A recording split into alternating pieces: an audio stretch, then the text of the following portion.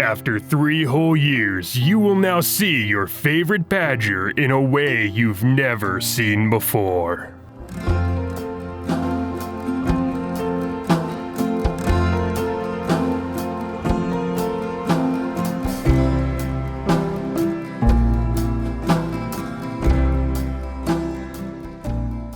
It's just such an interesting and new perspective. There are challenges to doing the exact same thing, just in a modern and cleaner way, even if it is just essentially copying.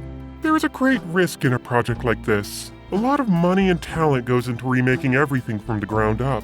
But we do have some of the biggest names in the industry on our side. Yeah. Wait, what do you say? No, I'm here for the paycheck. You guys have direct deposit, right? The key is to change things just enough to be new yet familiar, and a key to that is adding modern, more progressive elements in wherever you can. There were originally discussions to make Snide a female trans mouse, but we got a lot of negative feedback on that one. Oh yeah, I'm glad to be getting the opportunity to play me. And to play the role in virtually the same way I already have is just a unique take on things. Made way better when I'm not contractually obligated to do so. Yep, it's great. Remakes get a lot of hate for being shameless, formulaic cash grabs, and we want to change that, mainly by following the formula that others have, just in our own equally similar way for a new generation. Some shit never changes. Speaking of, I should start off with, yes, I know, Lion King 2019 came out nearly a month ago.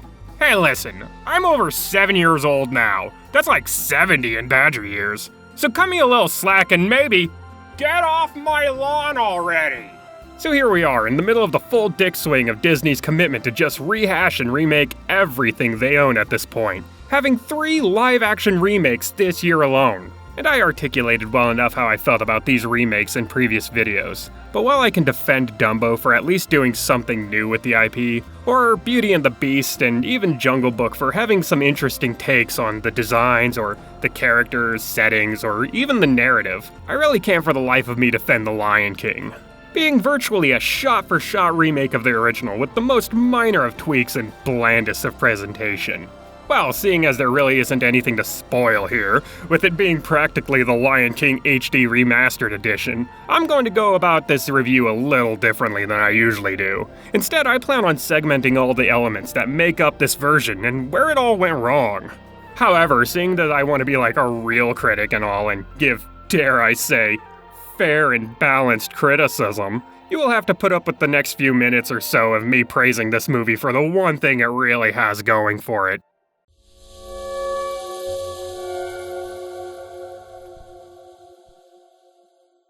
If there is one thing that Lion King 2019 has going for itself, it's the impressive technology and work it took to craft its visuals. From a purely technical sense of design, The Lion King looks damn near realistic through most of the film, with some scenes looking like they're straight out of a safari shoot. And seeing how this was supposedly recorded with VR technology, part of me thinks they should just repackage it as such. When criticizing movies like this, I feel many other critics forget what goes into making them, with certain unnamed mutts saying things like this. Yes, Disney has money. Which not only is an incredibly reductive argument, but an astonishing disservice to so much hard work put into a film. Disney doesn't just pour money into a machine and out pops a movie, you know. It takes countless man-hours of artists, 3D designers, and animators crafting these models and landscapes. And for that, their hard work should very well be applauded. Honestly, there were plenty of times I had a lot of difficulty telling if something was rendered or an actual recorded animal on the screen. I have seen criticism that this remake falls into the uncanny valley, but I would have to argue that it made about as far to the edge as Mufasa did. Well, up until Disney threw its corpse right back into the depths of it. While usually only noticeable under close examination to see some floaty runs at best and some completely unrealistic actions at worst, the characters' movements are never visually distracting. Well, until they start talking, that is. Because at the heart of it, there is one major issue with the live-action Lion King. And that's the fact that it's not live action.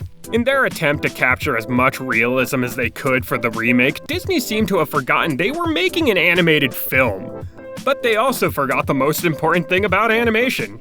You know, mainly that it should maybe possibly be kinda visually interesting. Sure, everything looks kinda like The Lion King. We have the familiar visuals and compositions, recognizable settings, and those iconic scenes between characters. But they've all been sucked dry of their vibrance and emotional personality by some giant metaphorical sturge with mouse ears. This may be personal bias, but in the original version, everything looked so much grander and intense.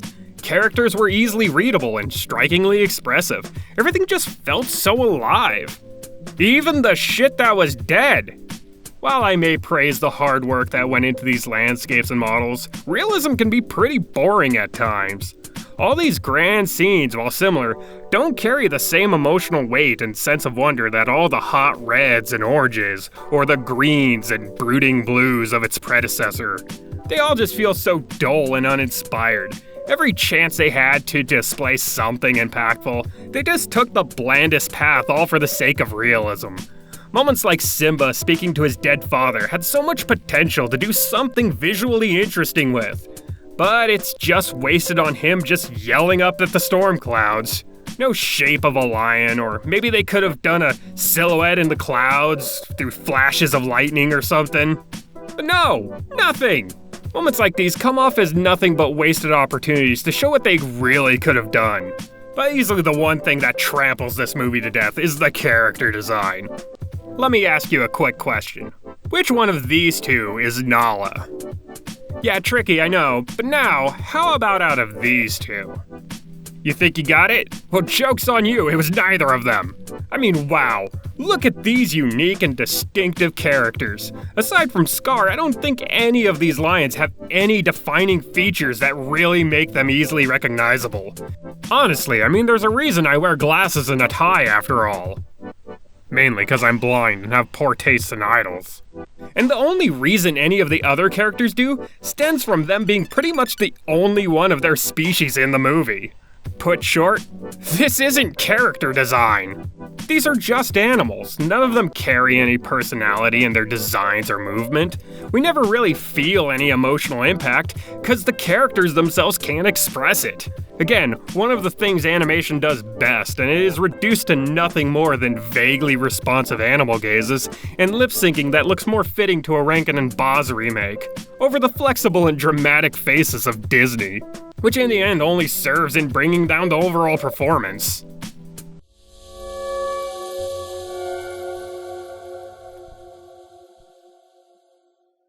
With how lacking in expression the character models are, most of the tone and dramatic weight is left on the talent of the cast behind the characters. And when it comes to the voices of the characters, at the very least, most fit pretty well, even having James Earl Jones reprise his role as Mufasa, which is a nice touch, and he returns to his role pretty seamlessly. However, having such an iconic voice return surrounded by a new cast just makes the experience all that more jarring to any fan of the original. To be fair, most voices fit shockingly well. John Oliver has a voice that matches the squawky and anxious personality of Zazu. And as much as people may roll their eyes, Seth Rogen's voice just works so well coming from a character like Pumbaa. But while most of the voice actors were fitting matches for some of the characters, most others just came off as very grating, poor impersonations of originals, with ever so mildly twisted lines that will just make you cringe in your seat. Timon sounds overly flamboyant, Nala is played by Beyonce, oh, and Eric Andre is there too. I guess. He's one of these guys. Couldn't for the life of me tell you which one. I think he may be the gay one. Maybe. And this right here may be more personal, but an issue that does grate on me. It feels more like these voices are selected more for their public recognition over their actual talent to fit, and most importantly, perform a role. I'm sorry, but can we get voice actors back? I know the line between actor and voice actor has become more blurred these days, but it's pretty jarring when the character you are supposed to be hearing the most have less personality than the rest of the cast. Because while I may say these actors were well enough fits for the characters we remember, none of them really have a good grasp on the tone or range to make up for the lacking visuals, making all of them very one note. Honestly, I think once again Scar is the only one who stands out in this regard. While he may not have the same cold and dramatic tone of Jeremy Irons, the new voice actor... oh, fuck me, Chiwetel Ejiofor?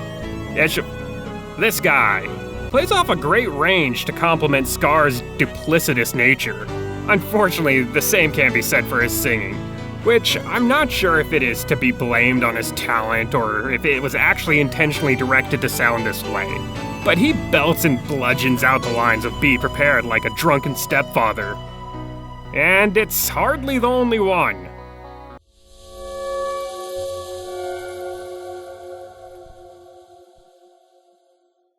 When it comes to the music, this is more or less the one area they thought, if it ain't broke, don't fix it. I mean, it's kinda hard to fuck it up. They got Hans Zimmer back to basically replay his exact same old music.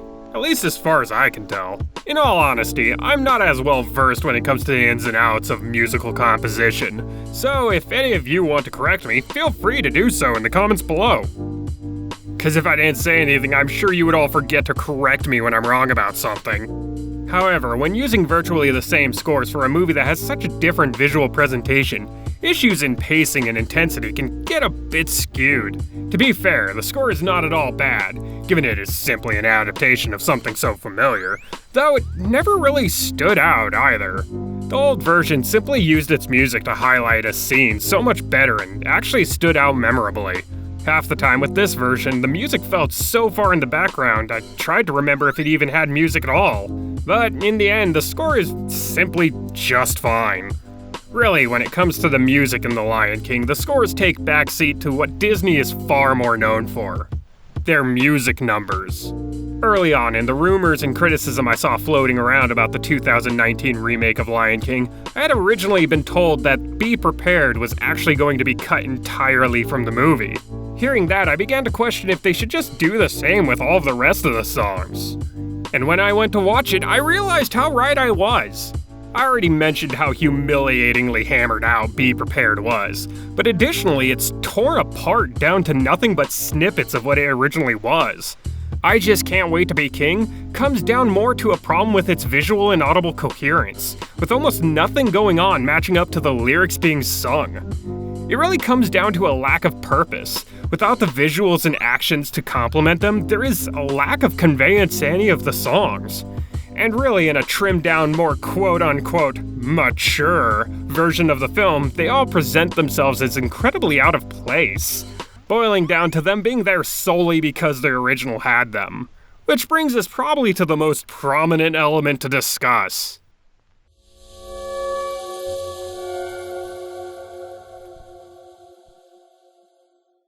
When people discuss the Lion King remake, as well as many other Disney remakes I might add, the words shot-for-shot remake get thrown around a lot. Which brings me to an obvious question. Is The Lion King 2019 an, as they say, shot-for-shot remake? And no, I'm not trying to be pedantic here. I get how people mean by the levels of similarity. Obviously there is going to be some changes, you can tell by the runtime alone. My point being that Lion King 2019, when you really pick into it, is actually overflowing with rather small, almost needless changes. And they all seem to be in an effort to legally say this is not just the same film with a shiny new paint job. Yet, even with a longer runtime and repolished dialogue, it feels like it just has so much less to offer. Every change only stripping away layers of charm the original built up. Every added scene coming off as pointless distractions. And it's all seemingly done with the intent to make this a more mature and less, for a lack of a better word, cartoony experience. All the dialogue is just so to the point and stale through most of the movie. Well, with the exception of Timon and Pumbaa, but we'll get to them in a minute. All humorous banter between characters has been shaved off, most notably much of Zazu's dialogue. Which strikes me especially strange, seeing as Zazu, as said before, is played by John Oliver. Which, think what you will of his politics and show, has an amazing tone and timing when it comes to comedy. Why not let a comedian do comedy? Not to mention all of the slapstick being entirely removed, including the literal slapstick that held narrative significance. All these changes to dialogue and action completely changes the tone of not only most of the movie, but the characters themselves, and I don't think there is a better example than the hyenas. In the original animated version, the hyenas were for the most part just comic relief henchmen for Scar. Sure, they were pretty ineffective through most of the movie, but they had a role and they filled it. Now with all their original humor gone, the hyenas are meant to be more clever and intimidating. At least they are supposed to be if they actually really did anything. They chased the lion cubs, they later chased Simba, they chased Nala as an adult, and yet I don't know or recognize them as characters in this one, appearing more as pawns than anything else. Okay, correction, there is the leader one who talks like twice through the whole movie, and the two comic relief ones who just chase the lion cubs twice and then appear again at the climax of the movie. Aside from not being able to tell them apart, I don't remember their names. They aren't the same names as the original, I know that for sure. Meanwhile, I remember the original three were Shenzi, Bonsai, and Ed, without even having to look it up. Which is made more interesting by the fact I'm pretty sure two of them were never even mentioned by name in the original, and yet we still remember their names. When it comes to rewritten dialogue though, I have to admit that Timon and Pumbaa were given a bit better treatment. Mainly in the fact that for good comedy, you can't just do the same thing. However, this leads more into jokes that only subvert the expectations of the original, making all of them chuckle-worthy at best and awkward slaps to the face of one's childhood memories at the worst. Really, there are no middle grounds with this one. Either you get the original setup and subversion or you don't. I do give them credit for trying here. It did keep things from getting completely stale, but was just cringe-inducing most of the time.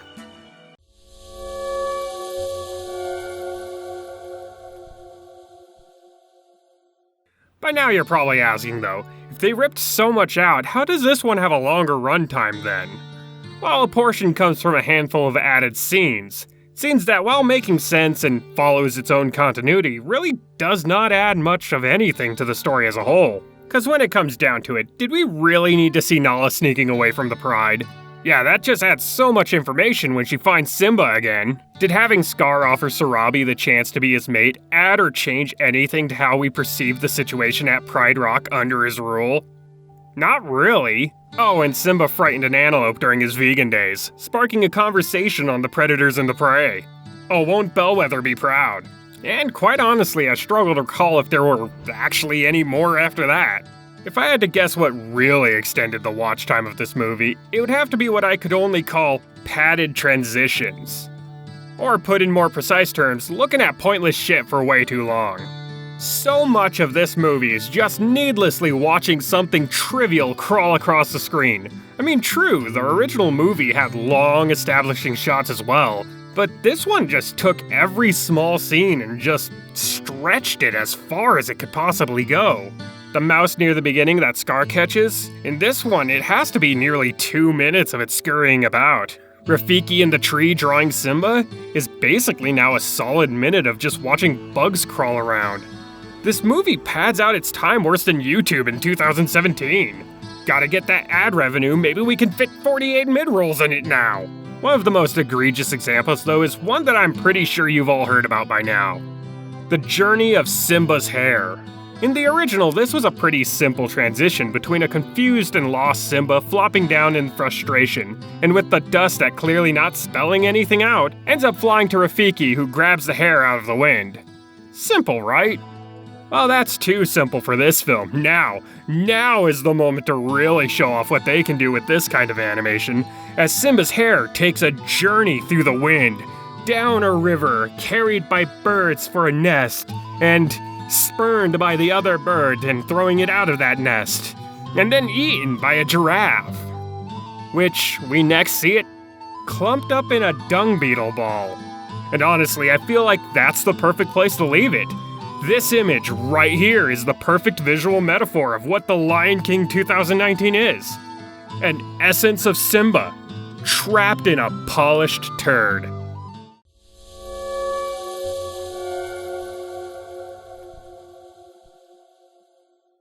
You know, for a story that originally preaches the importance of leaving the past behind you, this movie certainly loves to retrace those old steps. I may be seen as a little nostalgic myself, but I can't let it go if you won't, Disney. I don't think I've ever seen a movie so soullessly copy-pasted, then trimmed away layer by layer till nothing but a reference photo is left. Just every moment felt hollow, and when I didn't feel that, I just cringed in agitation before I eventually was exhausted and numb. When it was all over, I walked out of the theater in a silent daze of disbelief. I later staggered into the nearest pawn shop to purchase a gun, but it turns out those take a background check now, and there's like this whole waiting period, and I found out they are kind of expensive for an item that every American supposedly has. So I just wound up instead falling into a deep depression as I spent about 4 weeks writing a 12-page review about it. I'm just gonna be blunt about this one. I have no clue who this is fucking meant for. While in the theater, I actually looked back in the audience, and any adult who once enjoyed this looked either disappointed or downright angry. As for the kids, they looked bored out of their fucking minds. But hey, at least Disney is no longer warping their fragile little minds. I mean, why make furries when zoophilia is the hot new trend these days? If it was meant to strike at nostalgia, it only burned at old, worn-down memories. If it was intended for a new generation, then I have to question what they were trying to sell to them. Toys? Which one do you want, kids? Lion? Female lion? Monkey? Oh, how about demon pig monster? I hear that one's all the rage these days. As said before, these are not character designs, they're templates. Buy your original character now, only $70 on Twitter. While I praise the hard work that the animators had to put in for this, everything else just feels so lazy and soulless and downright reeks of being a purely cynical cash grab. In the sealed box of a yesterday-style alternate universe where The Lion King was never made, this movie would be just okay. A very impressive work of CGI, but still wouldn't be a very memorable experience that would have come and gone with very little notice. And if I was in that universe, having never experienced the original, I would have likely rated it just a 4 out of 8. A very boring 4 out of 8. But I have seen this before, and I've seen it done much better. And from me, it deserves a 2 out of 8 for that. I give it credit for the obvious work that went into crafting the movie visually, but it just fails doing anything with it. It's neither a faithful remake nor an ambitious reimagining, choosing instead to walk the easy path when it came to telling a story and delivering its narrative. Any moment they had the chance to impress, they went with the mundane. Any opportunity to add gave nothing in return. And with that, it is hard not to see it as a shameless cash grab off the branches of our nostalgia. And the sad thing is, it seems like that may be working, and that is the part that alarms me. I said a while back I would love to see Disney remake Robin Hood, but at this stage, I fear it would look less like this and more like this. And then to just turn around and call it live action is just disrespectful to the art of animation, an art this company pioneered into one of the most impressive and limitless forms of visual storytelling. And now they are shackling it down and began to treat it like something shameful, something immature, something just for kids. Luckily, as hated as not only this trend is, but this movie itself seems to be, I'm sure Disney will finally wise up and eventually start making— God damn it, I mean, really? All you beasts and vermin had to do was just not go and watch— oh, fuck, I'm part of the problem, aren't I?